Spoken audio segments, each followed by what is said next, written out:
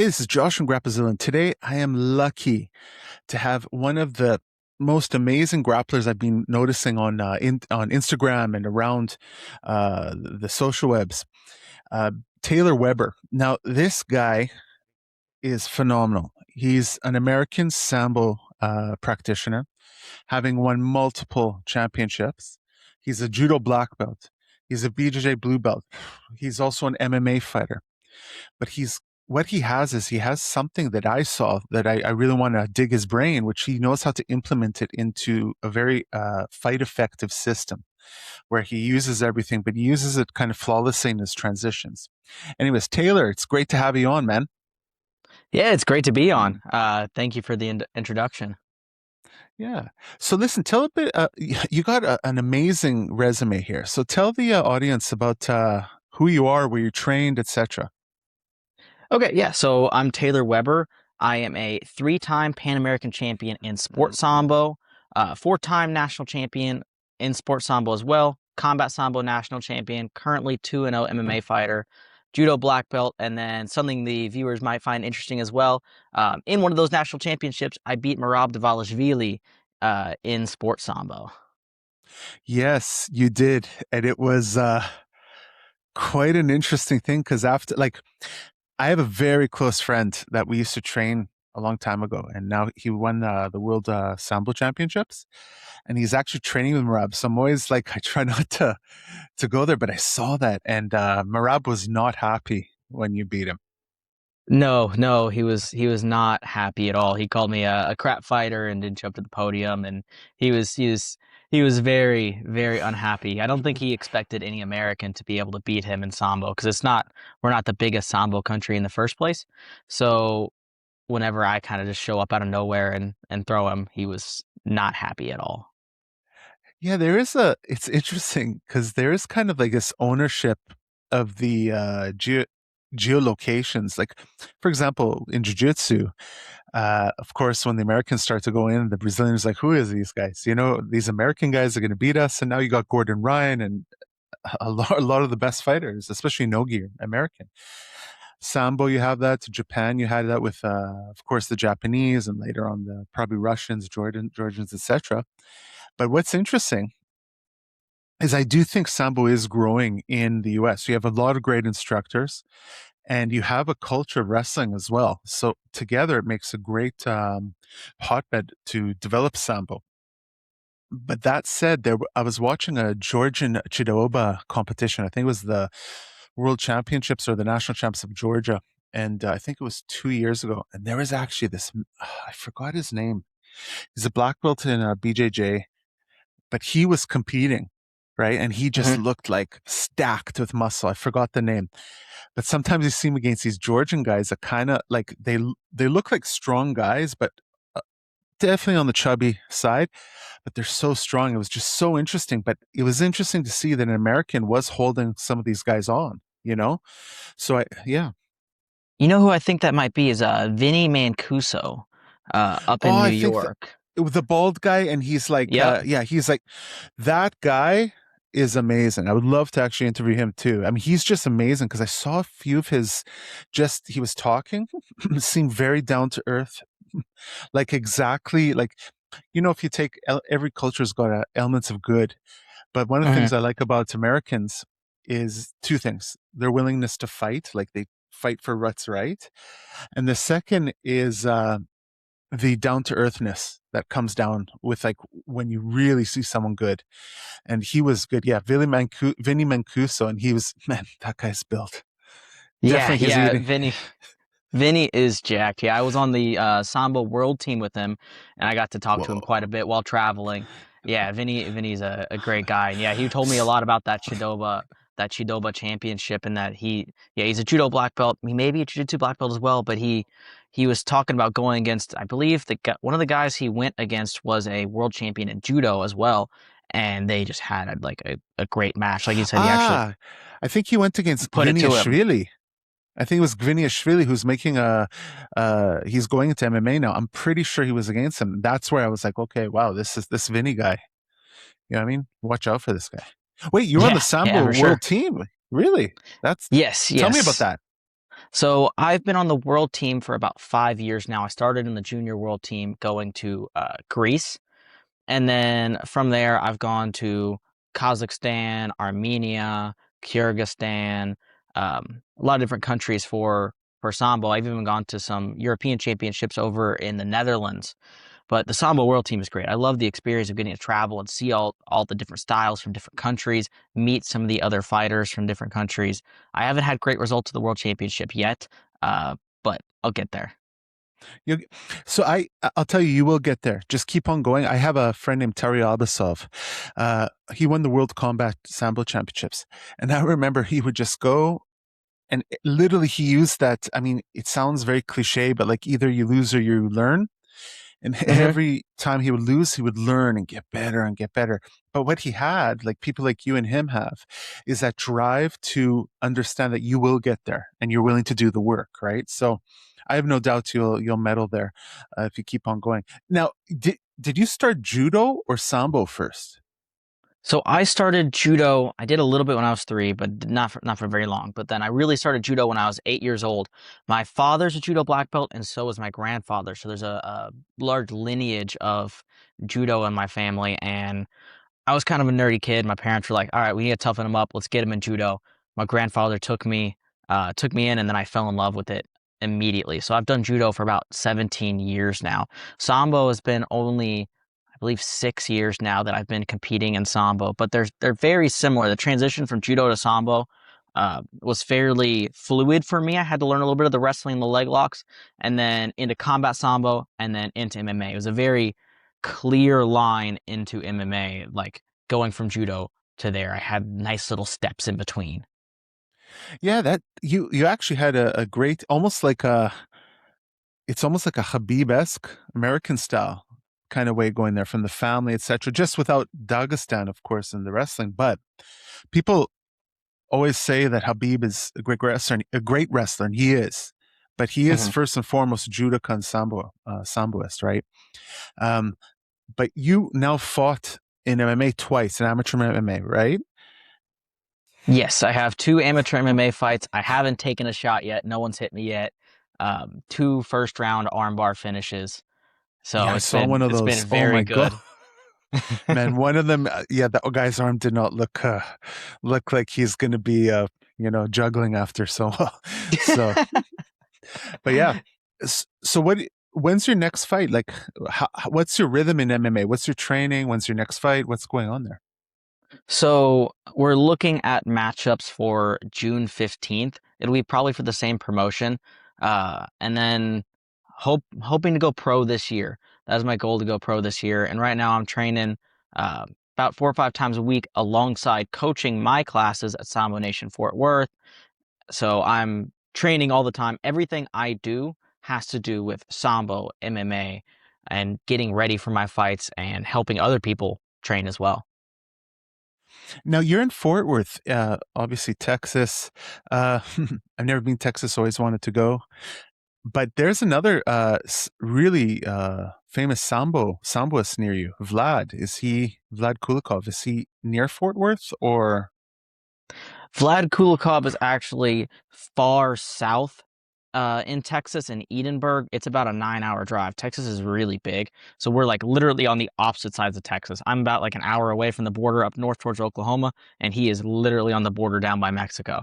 So yeah, we've got some distance, but we see him and his guys quite frequently at our Sambo Nation like tournaments, the Sambo League here. We got a lot of tournaments in DFW. I think we've held one down at his gym. And yeah, we see him and his guys quite frequently at some of these Sambo and even judo tournaments up here. Now back to MMA and sambo, because sorry, I'm jumping questions. It's just there's so much I want to know here from your point of view.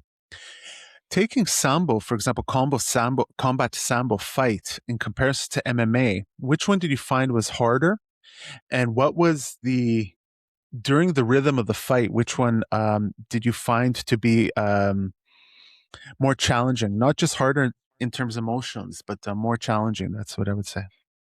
So far, I've actually found combat Sambo to be harder. One of the biggest reasons why I find it to be harder than MMA is we're in combat Sambo, we're at tournaments all day.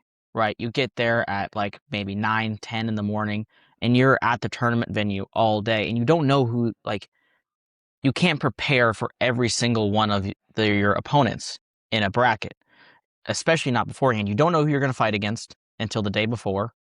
So there's probably 16 to 32 people in your bracket. You don't know who you're going to fight against. So you can't prepare specifically for all of those 16 to 32 people. You're there at the tournament venue, don't have great food all day. It's hard to pack food for a tournament venue. You're around all the other athletes, and sometimes you don't know when to warm up because there's not a, like, sometimes tournaments are a little bit hectic.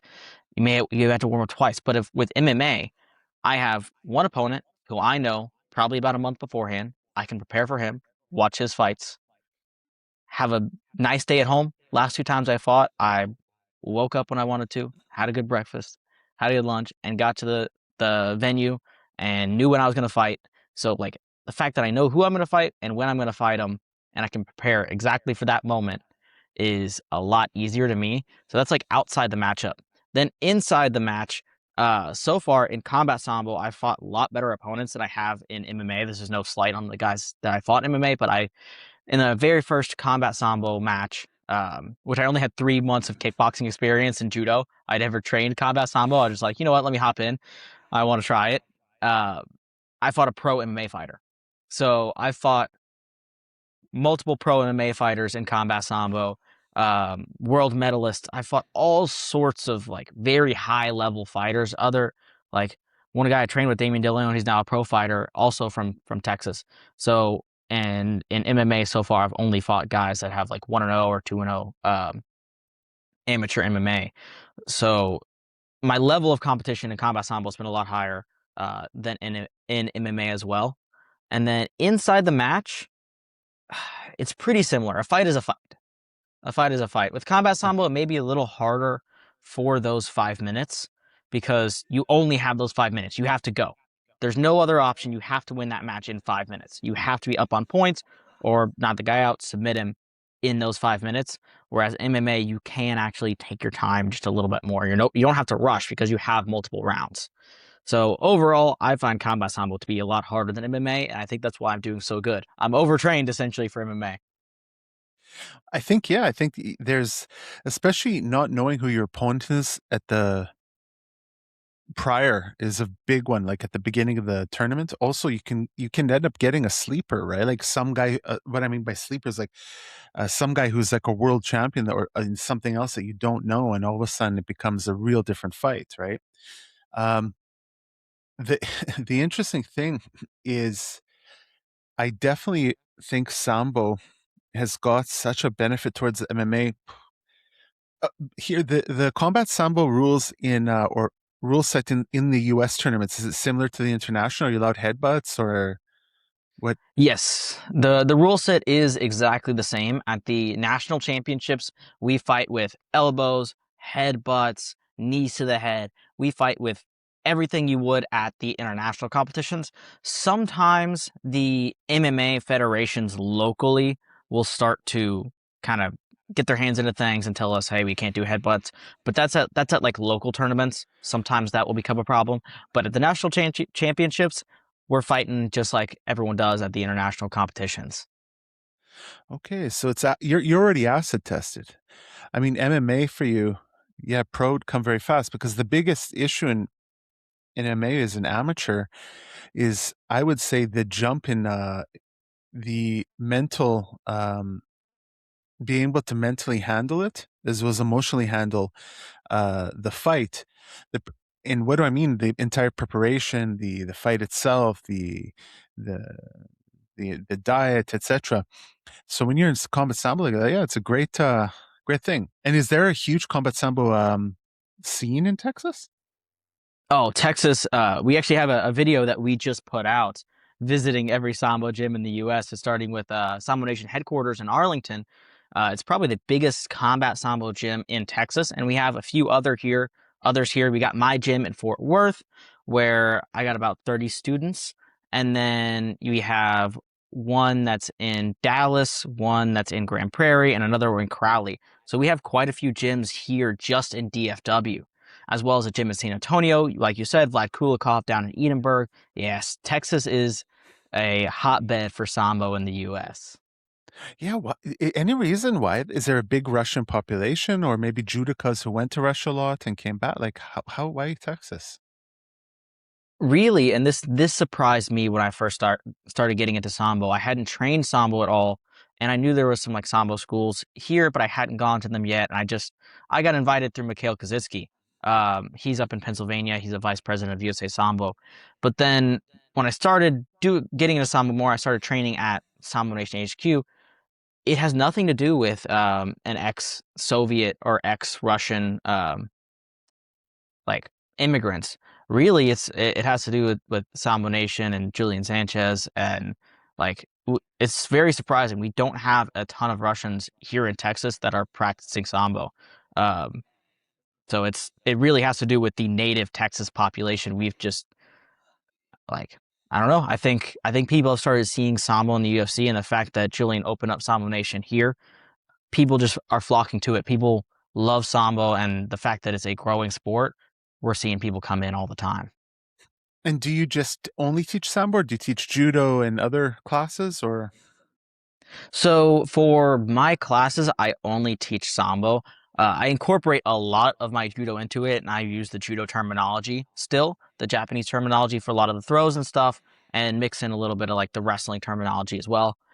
But yes, I just teach Sambo for my classes, but I'll do like for private lessons and stuff like that. I will do judo and kickboxing and add in all the different aspects of Sambo for private lessons depending on what people want. So, do when you go to a fight, for example, your latest MMA fights, give me like a typical week in your training. Like you said, you train once a day. Is it like one long session plus train? Mhm. Like, how do you usually train for a fight? So my week consists of 5 classes for my gym, and then about 4 or 5 training sessions for MMA. So like Monday, like a typical Monday would look like a 6 a.m. training session when I can make it over at Squabble, and then a 2-hour session in the evening, which is Jiu-Jitsu, and then MMA class afterwards.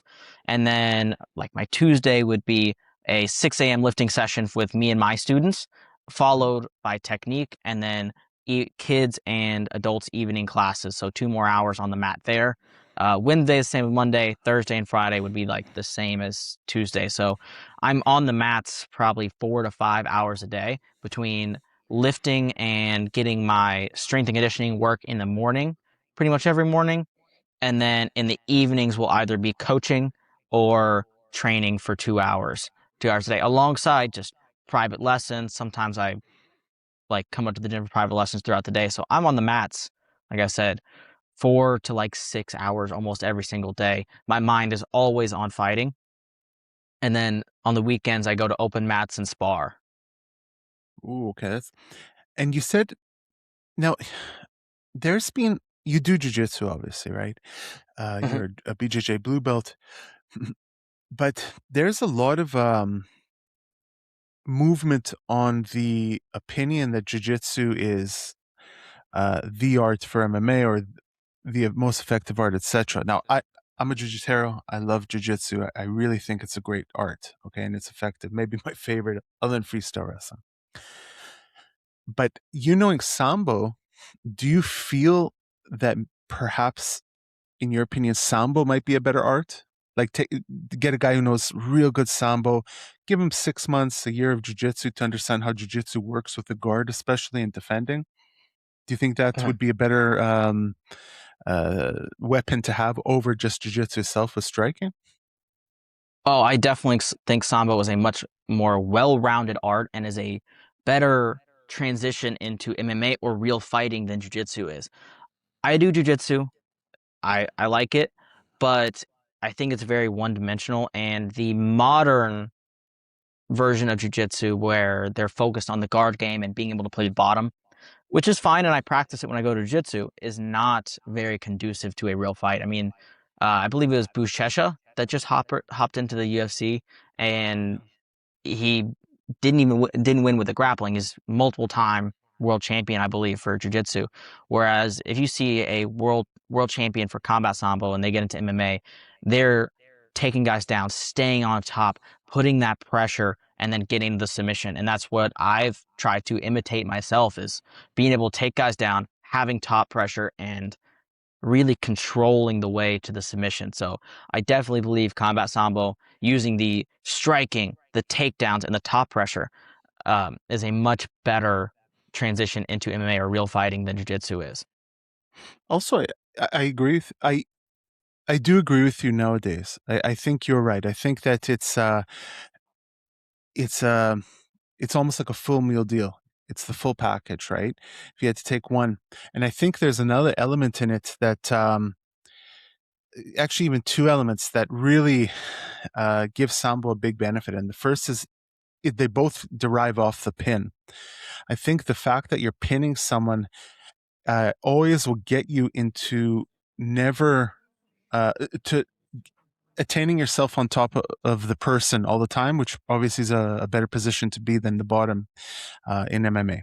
And the second is because it can be pinned, your use of the guard might be much quicker or all of a sudden escaping from the bottom immediately because you're just avoiding that pin. What are your thoughts on that? Do you believe the pin can help you in MMA? Oh, I believe the pin is huge in MMA, being able to control and smash people. And one thing I really like about Sambo and our pinning rules is they're even better than Judo, in my opinion. Right? In Sambo, you can pin from inside closed guard or half guard. It's still very similar in terms of 20 seconds to gain 4 points, which is similar to like an opponent in Judo, or actually, it's 2 points in combat Sambo. It differs between sport and combat. But we can pin from inside closed guard and half guard too. Because when you really think of it, putting someone on their back and being chest to chest is like the qualification no matter where you are around the body. Why would that be different if someone has their legs around you?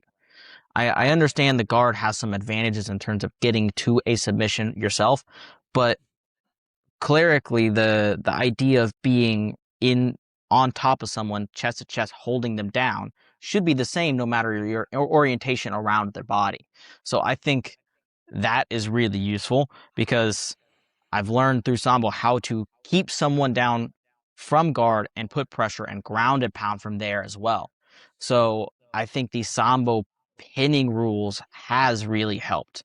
And then on the bottom, I don't want to be there. I'm trying to push and get away. If I can get a submission in the process of trying to get up or get away, then that's great. We do work on those sort of things because you have to be able to work from bottom and defend from there as well, especially from half guard starting to get into knee bars. Invert and go to knee bars is great. Um, but yeah, the Sambo pinning rule set has really made me adverse to being on my back. And even from guard or half guard, where maybe judoka might feel comfortable there because you can wait up and wait for mate.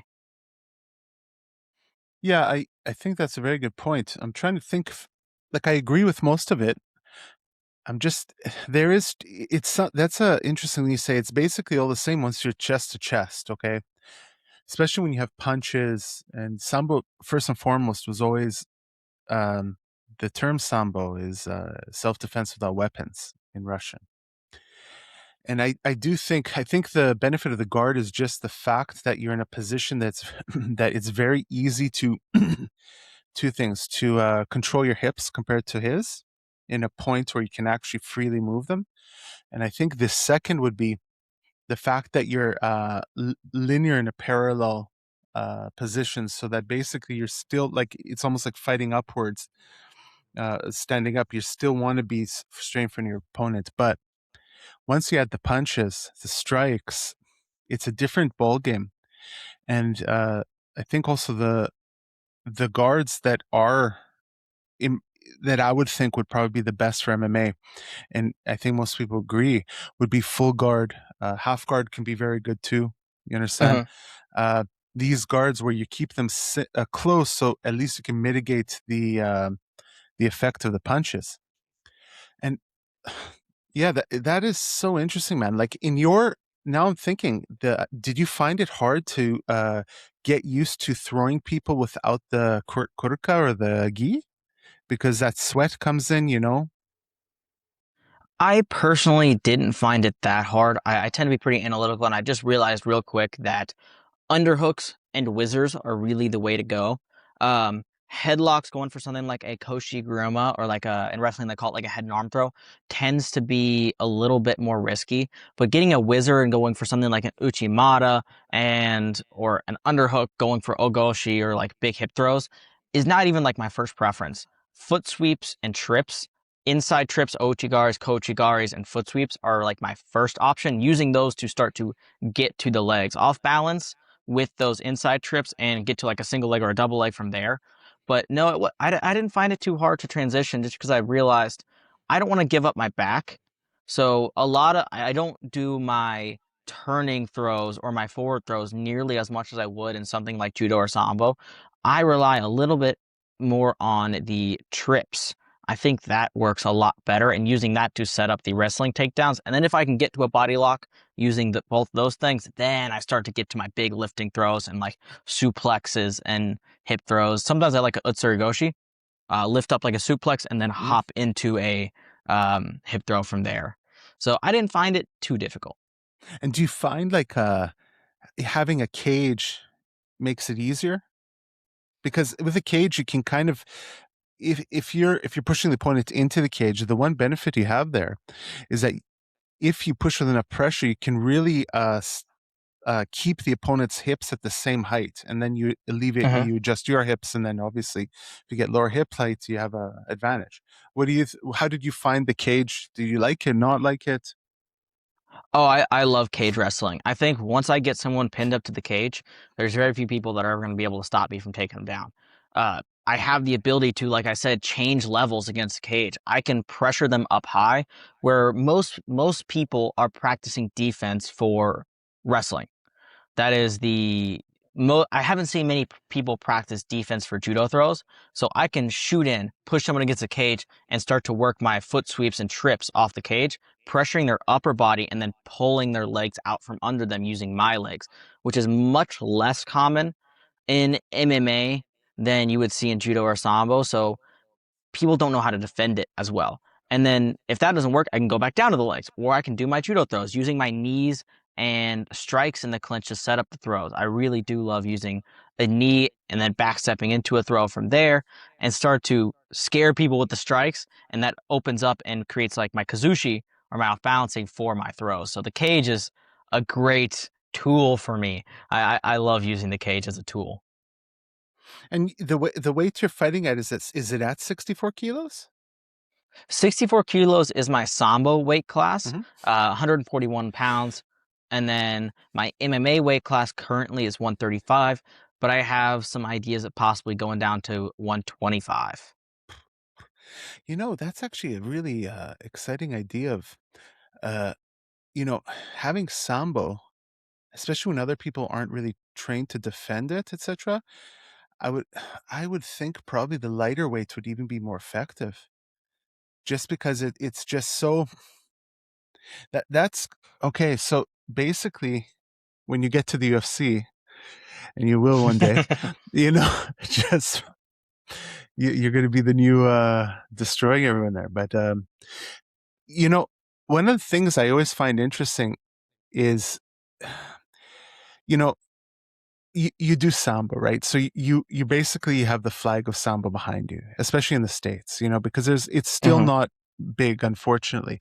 And I do think sambo needs to get much larger in the States due to the fact that it rocks as a grappling art and martial art. But also, I think anyone who wanted to go into MMA, who wanted to do an art, obviously, like we said, is sambo. But do you find when you went to your last two fights, do you find like people call you the Sambo guy, or it comes mysterious, or they try, do you feel a lot of people just still don't understand Sambo? Do you feel that you come in and people are trying to read you and you can keep them off because you're not the bread and butter type of jiu-jitsu with Muay Thai guy? I definitely think there is an aspect to that. People are very surprised when they see me walk out with my Kirka on and everything. And I don't think they understand really what Sambo brings to the table. I don't think that they really know how to prepare for it.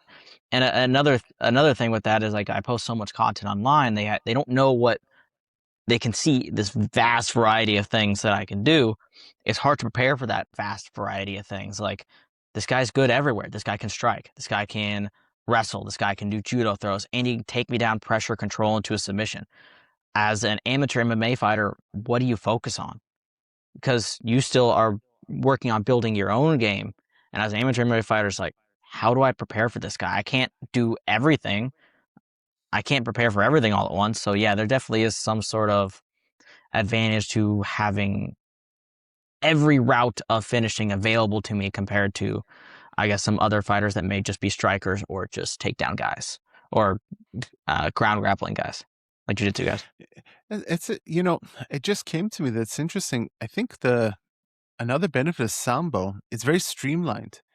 There's no specialization in one thing because when you get too specialized, you something else is gonna suffer, right? Like if you go too hard in the ground, you start doing berimbolos and 50-50 and leg locks from everywhere.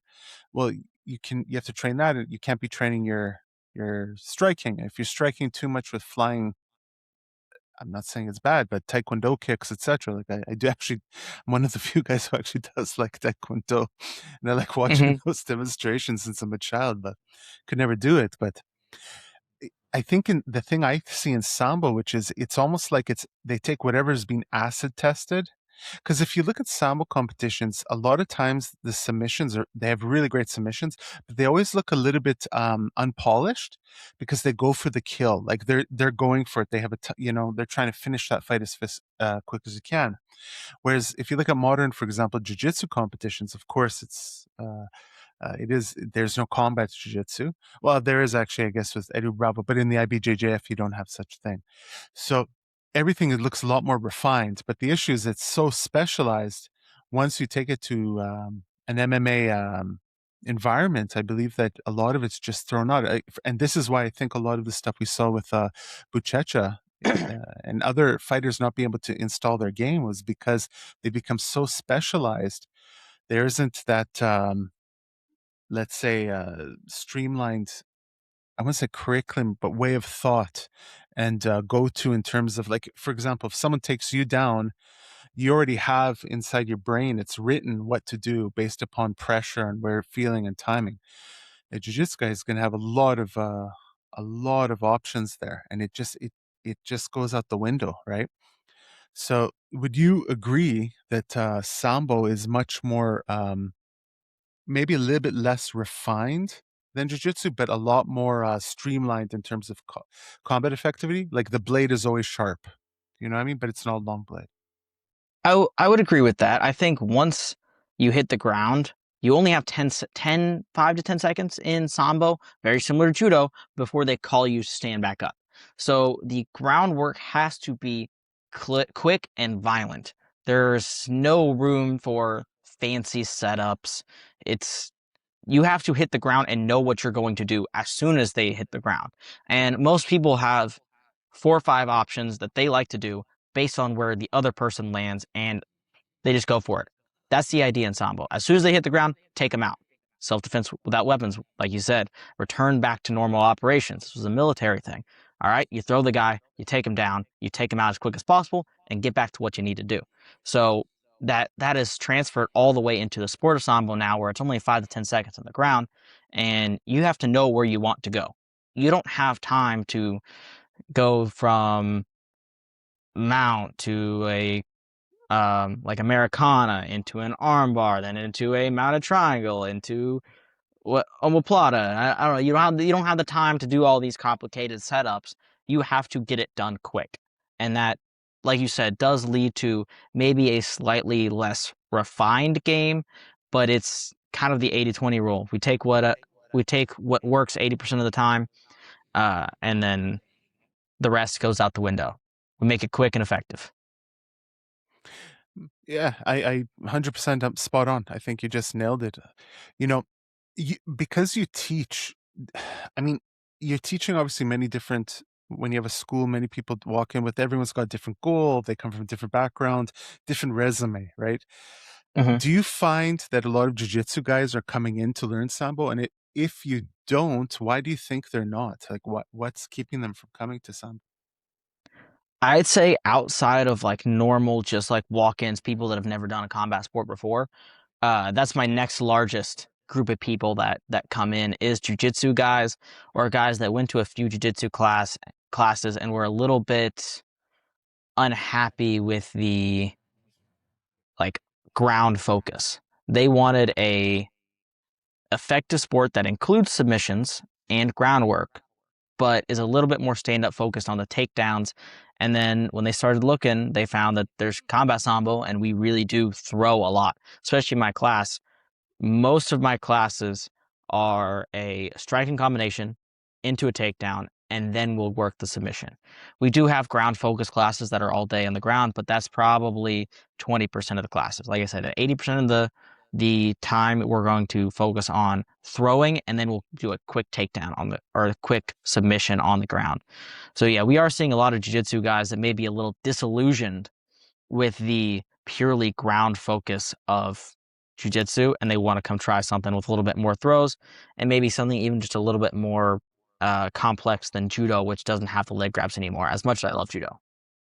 Yeah. Actually, judo now put this like half, they went back halfway, and that was a good thing Hmm. because when judo had leg grabs, I'll be honest, it looked sloppy, but wow, those guys were scary. Like that was, and that's also when the Russians were really dangerous because the Sambo guys were like, "Oh, great, I can grab his leg and, get a what's it, Habarelli, and boom, it's done, But for for our audience, explain to one thing that Sambo has, which I actually like, is they don't have a belt system. Okay, Hmm. explain to the audience how the ranking system in Sambo works, because a lot of people think it's just you wear a red gi, you wear a blue gi, but it's a little bit different than that. So explain if you can. Yeah, so there's a complex thing with that, and it depends on where you live and what rules you're under. So in a lot of the ex-Soviet countries, there is a ranking system up to international master of sport. So you have like master of sport, which is like your national champions. You become a master of sport and national champion, and then international master of sport. Um, when you win your continental championships, and I believe there's one more, and I can't remember the name after that. If you become world champion, so there is that ranking system in the U.S. It's there's some political stuff. Some people say there's master of sports within the U.S. Some people say there's not. If I were to be in the ex-Soviet like system, with the Master of Sports, I would be considered international Master of Sport, I believe, by winning Pan Am's 3 times, the Pan American Championships. And then FIAS is trying to implement a belt system. So the international governing body of Sambo Really? is trying to promote a belt system because they did see, and this is true. It does help retention, keeping people in the sport, Definitely. Okay, having some that's a good goal one. outside of winning a national or world championship was very hard to do. The majority of the population is not going to get there. As frank as that sounds, most people will never get there. Yeah. So having a belt system can be useful in those ways. I like the whole idea of like, hey, we're just wearing red and blue, and for most people, we figure out who's the best by fighting. And so it's so much more pure to me. I love the how pure it keeps the martial art. And also humble to some extent too. Like the belt chasers, like the amount of guys I know who just chase the belts, and I always tell them, I'm like, man, the guy's like, oh, I want to get a brown belt or a black belt fast. I'm like, man, I don't think you're even a good blue belt. Like, I mean, do you want to be the black belt who you go there and then some white belt walks in and taps you? Like, I don't know. I think you'd want to be the whole thing about grappling arts, which I love, is that because you have to, in the end of the day, grapple with someone or wrestle or uh, the truth is out there. It doesn't matter, man. If you're good, you're good. If you're not, you're not. Maybe you're not good as a competitor, but you can feel the guy's very technical. He knows his stuff. Some guys aren't physically great, but maybe they have the best, for example, throw you inside trip in the world, right? So that's what I really liked about grappling is it from a humanity point of view, you really feel where you are, and it's very hard. You can't fake it. You can't. Um, You said something there that I found interesting is there's very grappling reveals the truth. And I think that's very accurate because I mean there's a puncher's chance, but no one's ever heard of a grappler's chance. Grappling, there's no chance in that. In grappling, you have to control the other person to a submission. There is no grappler's chance, right? You don't get a submission by luck. You can get a lucky punch. People get lucky punches all the time, but there are no grappler's chance. There's no grappler's chance like there's a puncher's chance. Yeah, I mean, I'm even trying to think, and even if it would be such a statistical anomaly, it's Hmm. very rare, man. Like, uh, for example, someone your weight, your age, who's never done Sambo and comes wearing a kurtka and you wear a kurtka, even if he works out, etc., you know that you got him. The minute he goes for the grip, you know exactly what to do. But you're right, the puncher's chance is there. So a little bit Taylor Weber dropping the knowledge bombs here, loving it, you know. So, um, so your father and grandfather, how did your grandfather learn judo? By the way, like was he in the World War II? A lot of guys went into Japan afterwards. Like, So my grandfather was in East Germany at the time, after World War II, and it's actually my two uncles that started in judo, and then my grandfather followed along after that. So he learned judo and Japanese jiu-jitsu over in East Germany. And then when my family came over to the US, then he continued and got my father into judo as well. There wasn't any wrestling in the town they lived in at the time, and he wanted my dad to do wrestling. So my grandfather did wrestling as well. I believe he in did Texas, Greco-Roman. right? No, my grandfather did wrestling in Germany. And then Okay, got you. in Texas, whenever we moved to Texas, there wasn't any wrestling at the time, uh, whenever my dad was growing up. So he got my dad into judo, and then that's how that kind of continued on from there. But yeah, they started over in East Germany. You know what's interesting? A lot of people don't know this, but Germany has got an amazing wrestling history, right? Hmm. I mean, there are so many good German wrestlers of yesteryear. Just it's not even funny. Like, even even guys nowadays, even Frank Stabler and Greco-Roman, etc. I've been to Germany many times. Amazing country, by the way. Very beautiful. Good sausage. I got to say that. Great beer too. But No yeah, doubt there. yeah, and they actually have a quite deep, even in what do you call judo? Very just a very. I guess it might be that German mentality, and also it's like Germans in sports are not afraid of anyone. Like if you watch a German soccer team, doesn't matter who's on the other side, they're not afraid. Germany just went into hockey. I'm from Edmonton, so we have a guy named Leon Draisaitl. He's a German player, one of the best in the Hmm. league. The great thing about him isn't the fact he's just skilled. He's got the German, like kind of like Ubermensch, like you ain't gonna do anything to me, buddy. You know what I mean? Like, and just yeah, I mean, it's interesting you say that. So if he had a pedigree in Germany in Greco, and it would have been most likely in Greco if it was there at that time. Yeah, that's a great pedigree you have. Like that area, also in Hungary, in that area that had huge amounts of wrestling in Central Europe. But yeah, that's very cool. So your grandpa comes to the States, and then your dad. So do you have any other siblings who also, or cousins that also do judo? So my little sister did judo while we were growing up, and honestly, she could have probably been better because she was a little meaner than I was. I was always more technical, but my sister, man, the girl, like she got after it. She got after it. She quit doing judo a little bit later, like towards high school. She stopped doing judo, but she was very, very good. Um yeah, so my dad got us both into judo. I think she quit around blue belt, but she had a mean Koshi Guruma. Man, she would bomb people. She was when she was a little kid, she was making the boys cry. So yeah, it's definitely a family thing. Yeah, fighting is a family thing for us. Now I'm gonna also ask you. I want to. So you're in Texas, Hmm. and Why don't you have a Texan accent? So No, I the thought it was Texan gonna be like, I'm Taylor Weber. Like I was waiting for that. I was like, where's the accent? I wanted an accent, you know? No. I was actually just talking about this the other day. You're really not gonna see the like heavy Texas accent outside of like real rural towns in Texas. I've always grown up in like Fort Worth and then even down south in a small place where I lived, Jordanton, there wasn't a huge accent. You're only going to find it in very specific places. You'll hear me say stuff like y'all. I'll say y'all, which is a very like I Texan like that. word, but outside of that, like no, I just growing up in the city or even like just outside the city in smaller rural towns, like you're not always going to find that heavy Texas accent that people stereotype about us. Here's another question. I just regarding grips and sambo.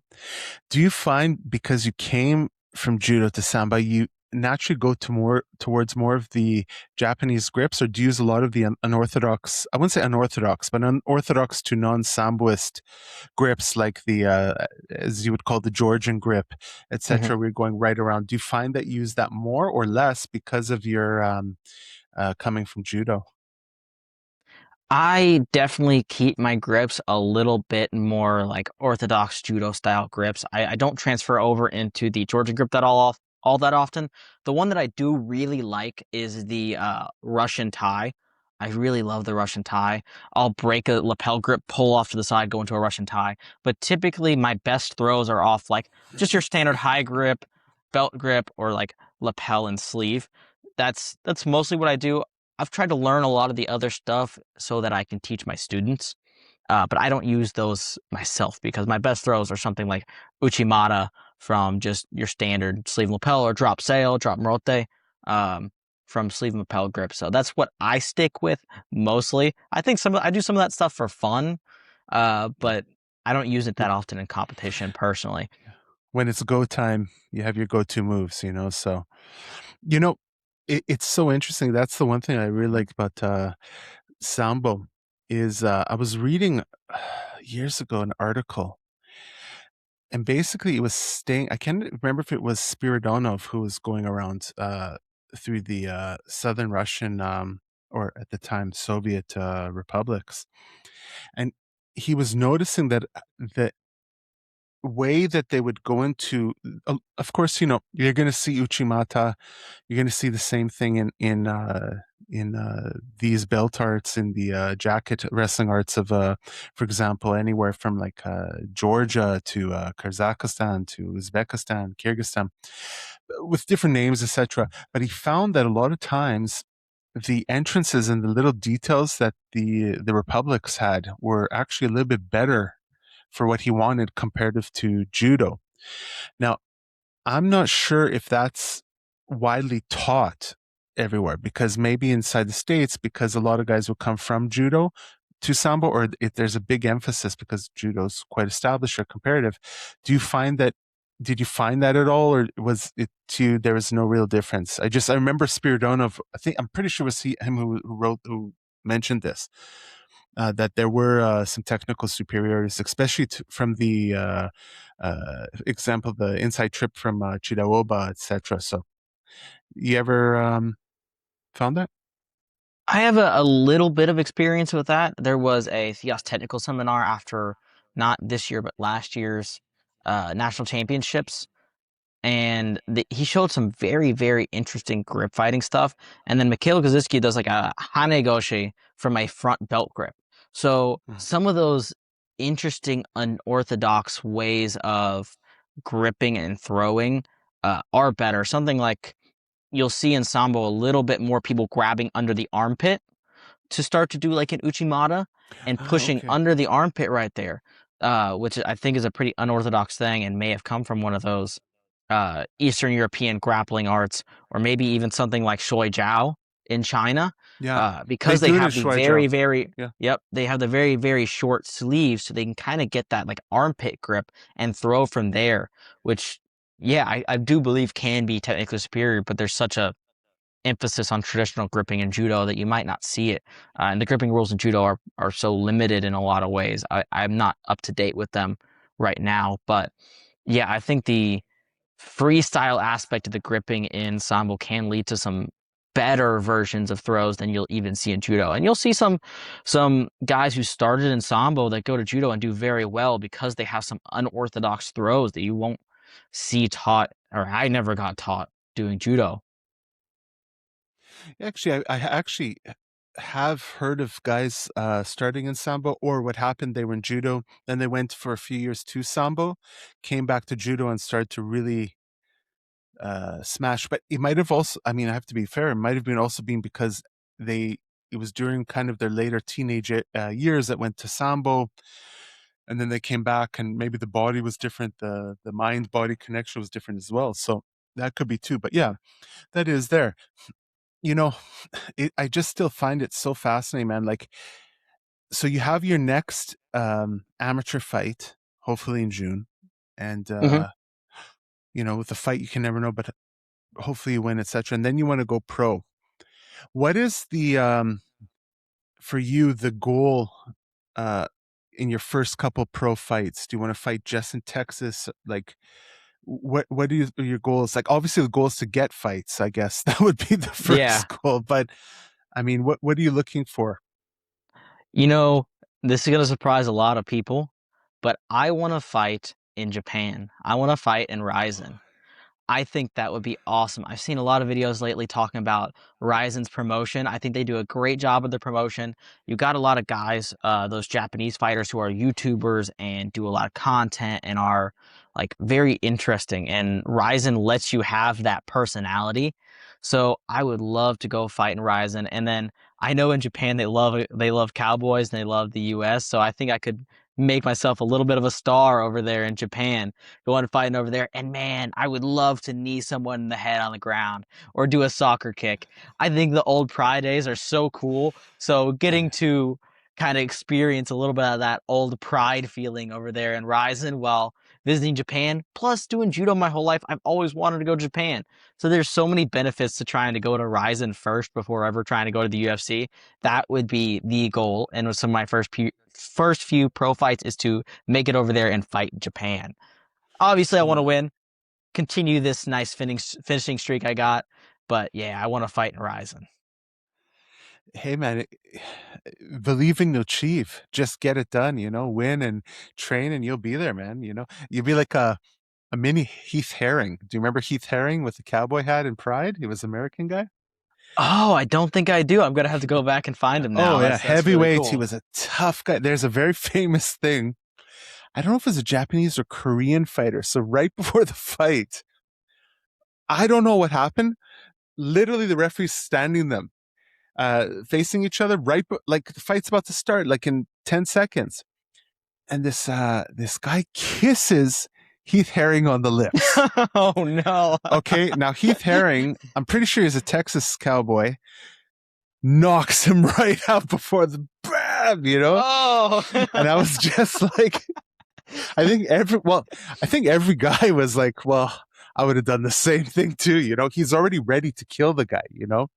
He was very, very tough guy. Very tough guy. So yeah, man, I definitely, he was a very big thing there too. And I definitely, the cowboy thing would definitely sell. And in fact, to do sambo as well, definitely in the Japanese. I mean, who wouldn't want to go like to the Kodokan? Who wouldn't want to go to Japan to watch? Like, I mean, if I went to Japan, I mean, for sure I'd be going to see judo fights and definitely sumo. I would definitely be checking out sumo. Everyone wants to see a big sumo wrestler fight, you know, and I but actually yeah, that just did some sumo. I saw that. I saw that, which was so interesting, man. Because I was like, so what was your? So I've done. Oh, first you go, because I'll tell you my story after, which is not a cool story, but is funny. But okay, so your sumo experience, because I saw that. How was it? Oh, it was great. It was super cool. We have a little tournament here at a brewery, a sumo tournament put on the Dallas Sumo Club, and we went there to vlog the experience to kind of show a sambo slash MMA fighter versus sumo. And I got to do a training with a pro sumo toro, I believe is what they're called, a pro sumo athlete.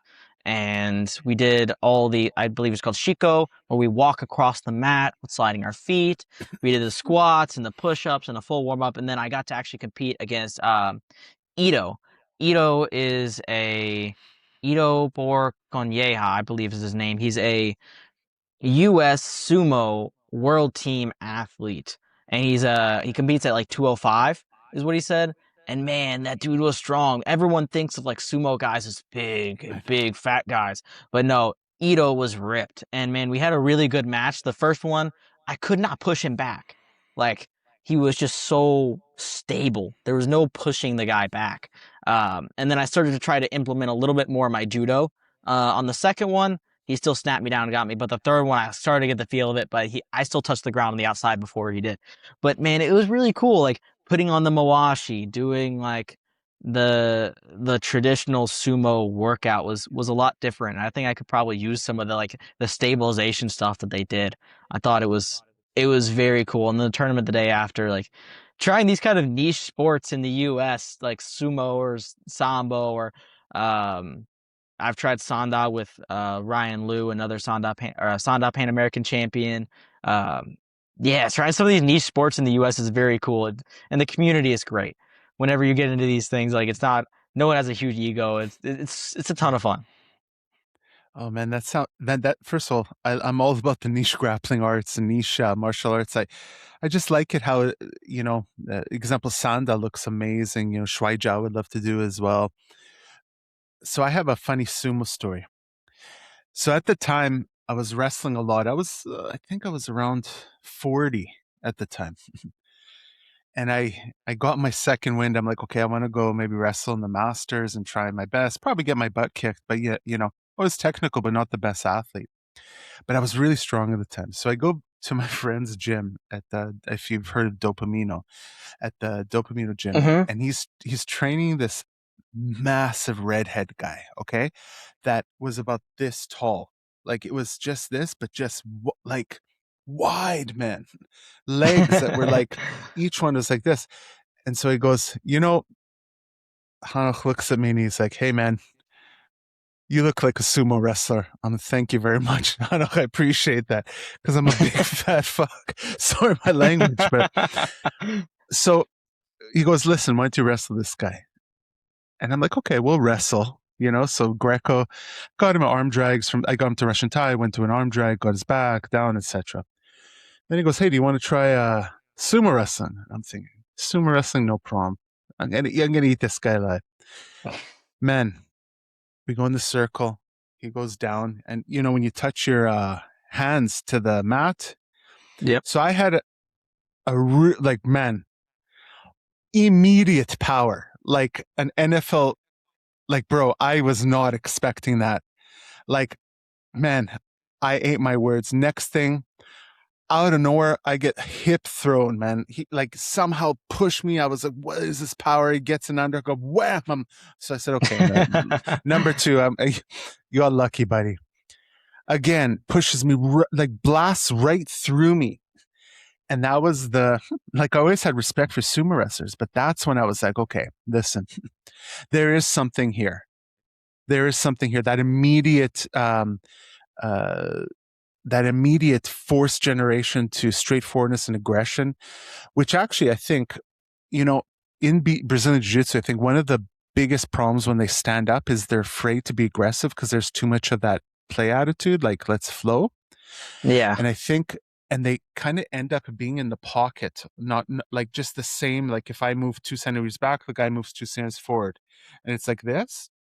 Hmm. But you never see anyone. There's a lot of passivity, basically. I think one of the best ways to get rid of the mental block of passivity is to just do sumo. Like get Yep. there, so you push each. Man, that guy. I mean, he was about 165 kilos. I don't know what that, like Whew. 300. That's a big guy. Yeah, but he was like short. You ever seen Lord of the Rings? He was a power dwarf, man. He was a power Power dwarf, Dwarf. man. That's And I was like, that's an incredible name. Power Dwarf. That's great. power dwarf. But I'm just like, man, it just, at the end of the day, yeah, you know what I mean? All the respect to sumo. But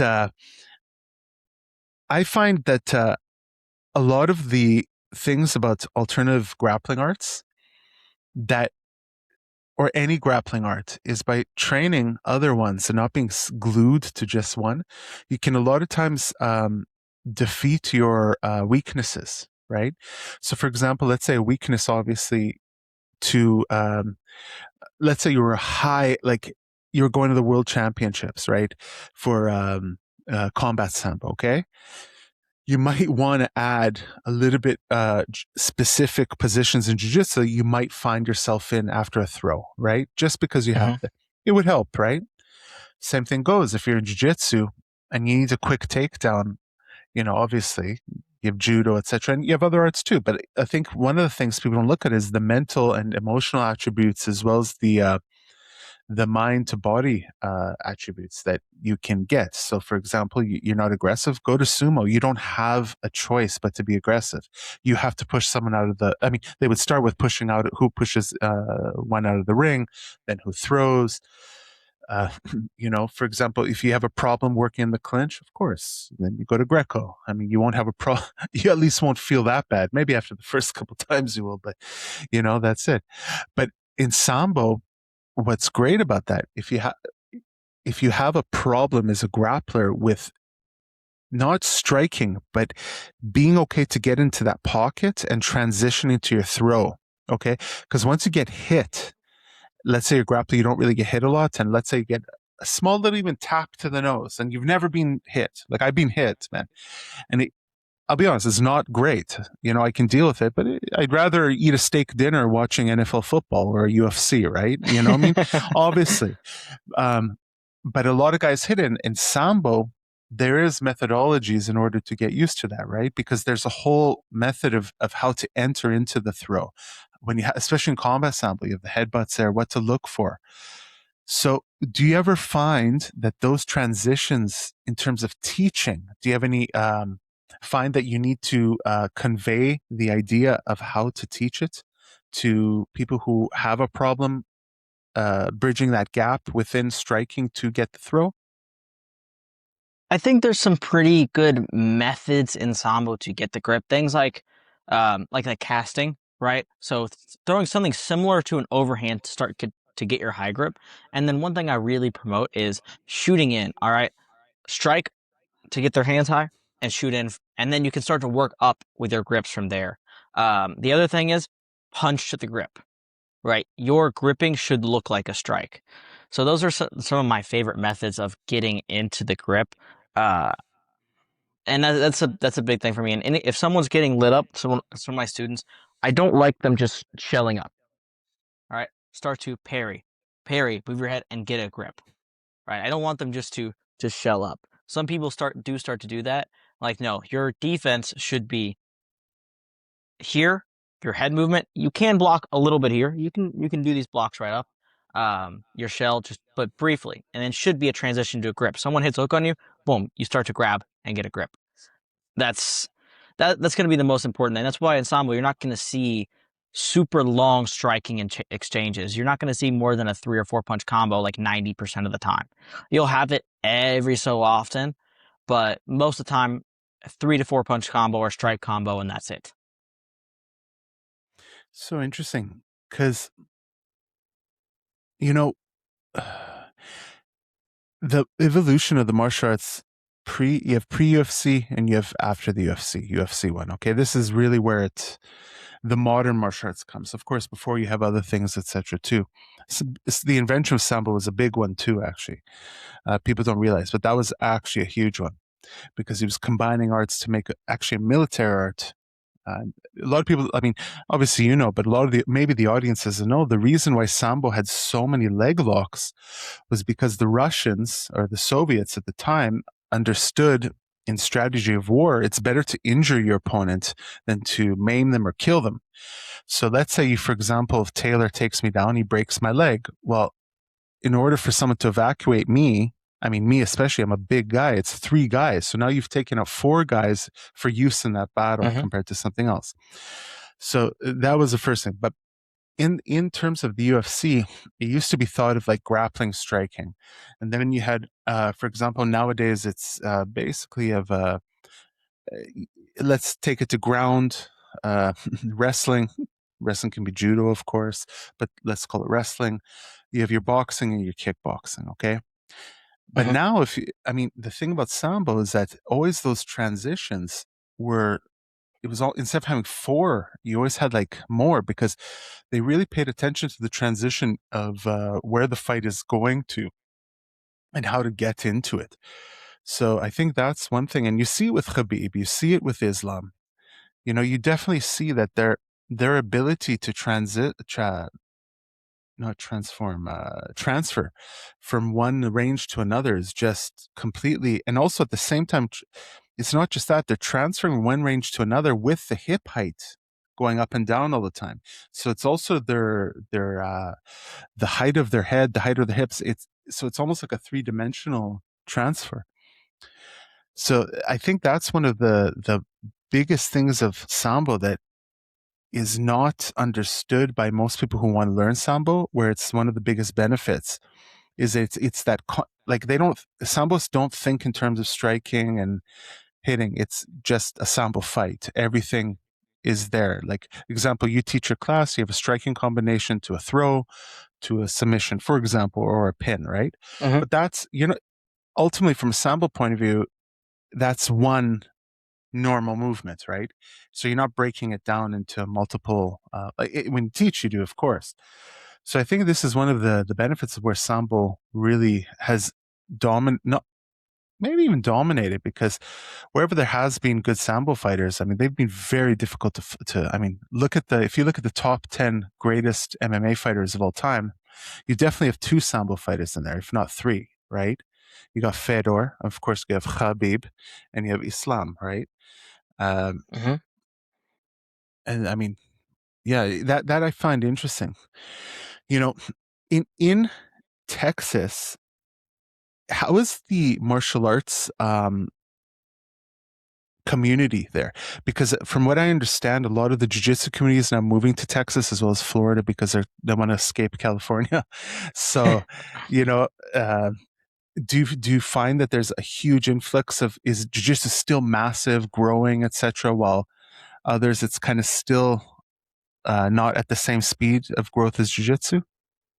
I think jiu-jitsu is still growing pretty heavily in Texas, especially in Austin. You have like the New Wave, the Simple Man, 10th Planet. You have those really big gyms down there in Austin, and it has become a hub of jiu-jitsu. So Texas is still very big in jiu-jitsu, but I think like we've become the hub of Sambo too with how many gyms we have, and I think we're growing faster than jiu-jitsu in terms of proportion. We may not be as big yet, but where things are going, I think we'll be as big or bigger eventually than jiu-jitsu in Texas. But as a whole, the Texas MMA community is awesome. I train personally at Squabble MMA, which is a newer gym up here in DFW, and we got a lot of great fighters. We got a lot of pro fighters. Me, I'm amateur right now, but soon to be pro. And then like we got a few other gyms that are just opening. Gleason T-Bow just opened up a gym up in DFW. So like DFW itself is a MMA and fighting hotspot. We got a lot of great gyms here. Austin is huge in jiu-jitsu. They got a few MMA guys down there too. And those are probably the two biggest spots. But yeah, the community is great. And I got a lot of relationships with a lot of the other gyms in the area too. And we all fight each other, but as far as everything goes, everyone's really cool, and I've enjoyed being part of the MMA community up here. That's so cool. When I think of Texas, I think of a few things. I think of course, steak. I think everyone does. Really, really hot blonde chicks. And I think of like big Texas beef eating boys.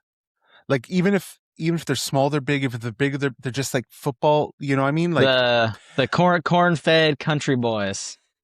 yeah, that's what I think. And always thought like, man, if these guys just get like from football into MMA, I mean, that's going to be a nightmare. Some of those guys are huge, you know? I You got a know, guy I'm trying to get into MMA from actually Armored Combat, who was a D1 football player. He's asked me about getting into Sambo and MMA. He was he did Boo Hurt. Man, some of these Boo Hurt guys. are huge, and they have a lot of the skills from MMA and fighting. So like he's a D1 football player from Texas, and Yeah. yeah, it would be crazy if he got into MMA. Yeah. The interesting about football players is they've been hit hard. That's for sure. Like the Hmm. shock of being hit is it's nothing compared to what they do. So if you could get that, that would be. I remember once I was wrestling at the club in Canada, and they brought the university football team there, and there was this one guy. Oh my god, I never felt strength like that, man. Like I got him, I went to go pin him, and I don't even know what hit me. He bench pressed me into the air. Like I'm like in the air thinking, what the, like that was football What strength. just Like they, happened to me? yeah. Then again, maybe he was a little bit on vitamin C, but at the end of the day, he, wow, that was a very strong dude. But yeah, I definitely think if you could get a guy like that in there and you can coach, that's half the battle. The GI Joe said knowing is half the battle. I think getting a big Texas football guy is actually that. But yeah, man, Taylor, what do you want to tell the audience? Like, how can they find you? How can they see more clips of you, etc.? Okay, so yeah, you can find me almost anywhere on the internet on under Taylor Weber or T.Weber 64kg or just T Weber 64kg. On YouTube, I'm just Taylor Weber. I have my YouTube channel on there. I've got 8,000 subscribers. Please go subscribe to the YouTube channel. Check it out. Instagram, T.Weber 64kg. We post a lot of the shorts on there and have tons of Sambo content. I'm on TikTok under the same username, X there as well, and Facebook. So I'm posting content everywhere, but make sure to subscribe to the YouTube channel. Taylor Weber. We're going to be posting some more vlog content. We're going to visit a lot of the different Sambo gyms across the U.S. to show everyone what American Sambo is made out of. And then the sumo vlog coming soon. And yeah, more vlogs, more fun stuff coming up on the YouTube channel and across all the other platforms. So yeah, if you like Sambo or even just grappling MMA stuff, my channel's where you can find it. Yeah, and I've been watching Taylor for a while, especially on the Instagram. Uh, really, he's talented. The guy's got proper talent, and I think what he has more than anything, just for if there's a fight promoter or someone watching, he's got bravado. The guy's got bravado. He's not afraid of anyone. He's ready for fighting anyone, anywhere, and that's what I got. Nicest guy in the world, Taylor. It's really nice to meet you. You're a really cool guy, bro. Honestly, and It was great to meet you too, Josh.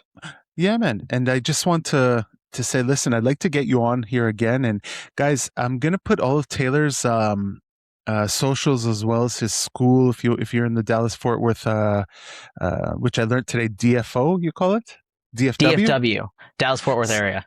Okay, so I caught onto it, but I was like, okay, if you're in the DFW area, definitely check him out because if you check out all you have to do is actually just check out his Instagram page and you'll see he's legit as it comes. And listen, Taylor, I wish you all the best, man. Thank you very much for being on the Grappazilla podcast today. It was a pleasure. And thank you for having me.